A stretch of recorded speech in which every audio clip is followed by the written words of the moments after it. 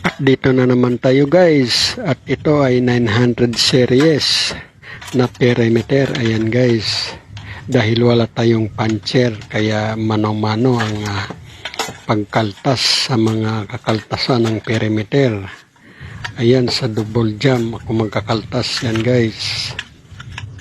Ang ikakaltas natin ay yung double head at saka double cell. Ayan guys, at yan ang ating mga gagamitin na tools. Ayan. Guys, panoorin hanggang dulo para kahit paano makakuha kayo ng konting idea. Kahit wala tayong puncher, mano-mano, pwede na. Ayan guys.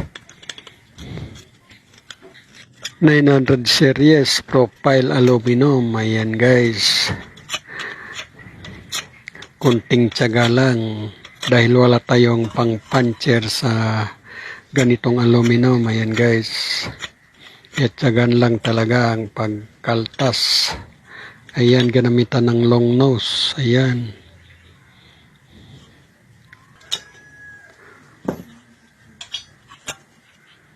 at pagkatapos yan ang resulta guys sa double head. Ayan, at ito naman ang sa double cell. Ayan guys.